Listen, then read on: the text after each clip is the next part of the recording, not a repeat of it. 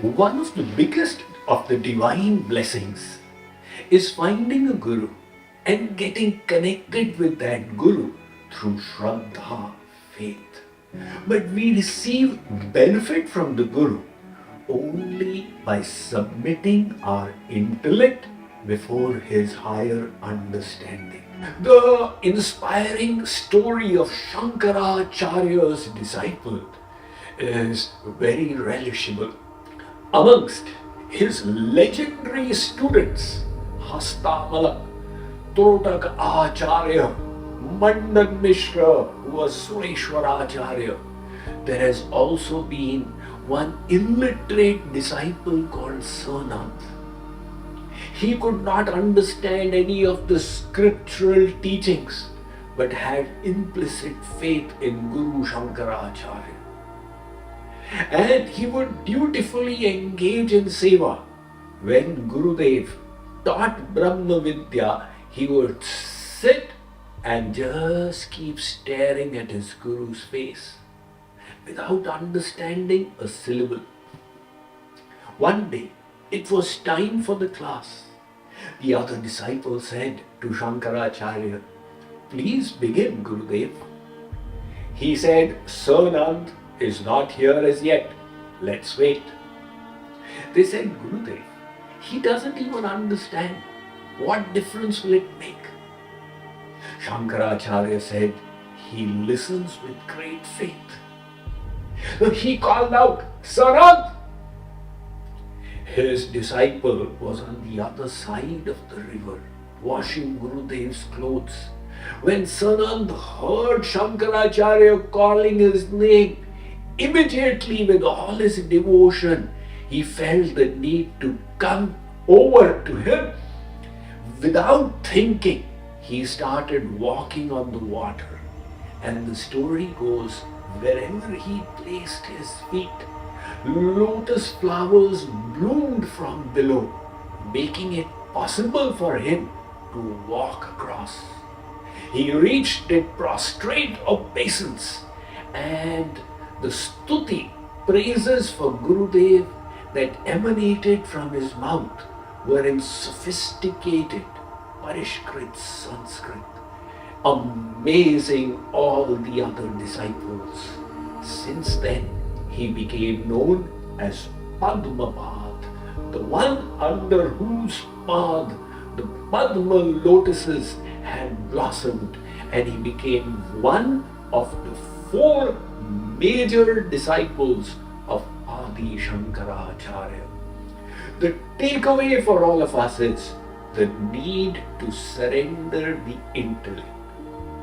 And why so? Our intellect is affected since eternity by a disease. What is that? Avidya, or ignorance. Anadya vidya yuktasya purushasya atmavedanam swato na sambhavadanyas tattvagyo jnanado bhavet.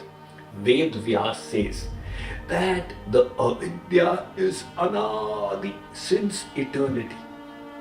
You cannot remove it by the power of your own intellect, because the intellect is the one affected by the ignorance. Just like if you wish to lift yourself up from the ground by holding your bootstraps, it will not be possible. The interesting story is told of one cowherd boy, a Gopal, who would every day milk his cow, which was the Gujarati Gir cow, having long horns, and this particular cow's horns were inclined towards each other. The cowherd boy would eye the gap between the two horns and the top of the cow's head and ponder, can my head fit into the gap? 1 year went by. Finally, the curiosity got the better of him. He said, "Let me try it out." He held the cow's horns and managed to push his head in. But it startled the bovine, who lifted her head, thereby raising his feet above the ground. And he now felt threatened that this was a situation of death by hanging. To reduce the pressure on his neck, he grabbed the cow's neck, which startled the creature further, and it started lifting its back feet, moving in alarm. The villagers came running, grabbed the cow, extracted the poor fellow, and said, "My dear man, aviveka paramapadam. Before doing anything, you must think, otherwise it can invite the biggest calamity. Did you not think before putting your head there?" Said, "Who says I did not think? I thought for 1 year and then did it." But the thinking itself had its faults because it was an activity of the defective intellect.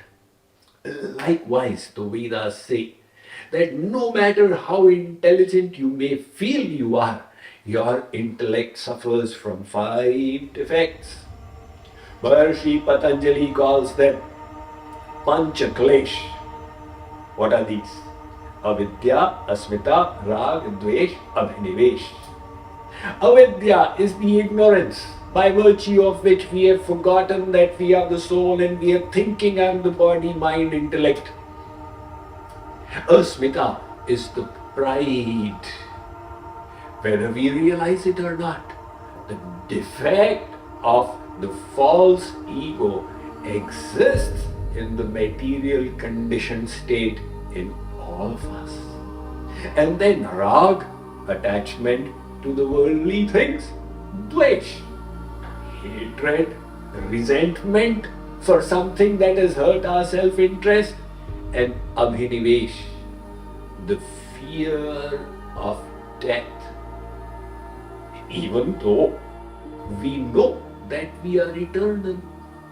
An old man has been badly injured and is terribly sick in the hospital, cannot visit the restroom, has a bedpan on the bed, cannot eat, has a tube going in the mouth, the leg is suspended from the ceiling. Such a man also says, "Doctor, I hope I will not die.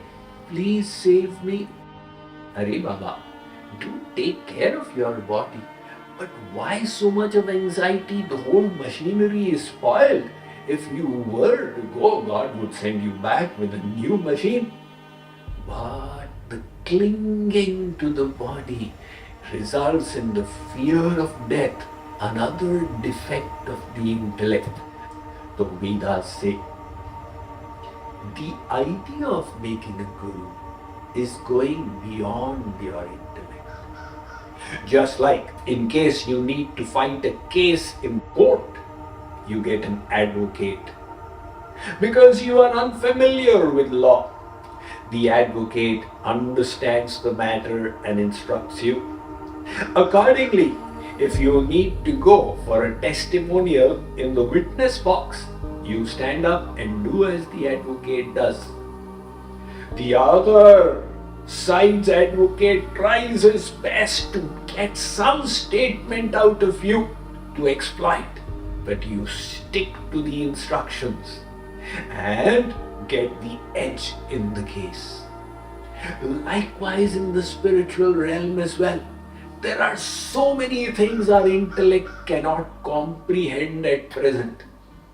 One maverick disciple used to be often disobedient. His guru had grown old. The disciple said, "Gurudev, you will attain Mahasamadhi any day. What will happen to me?" Gurudev said, "My child, do your sadhana daily. My grace will be upon you." "Gurudev, the Singhasan will come from Golok for you. Can I latch onto it and accompany you? What loss will there be of yours?" Gurudev said, "Kya jata?" Now the Singhasan came. The Guru sat on it to go to the abode of God and enter the Nitya Leela. The disciple also held on. They were crossing the lokas, bhubhuva, swabha, jana, tapasatya.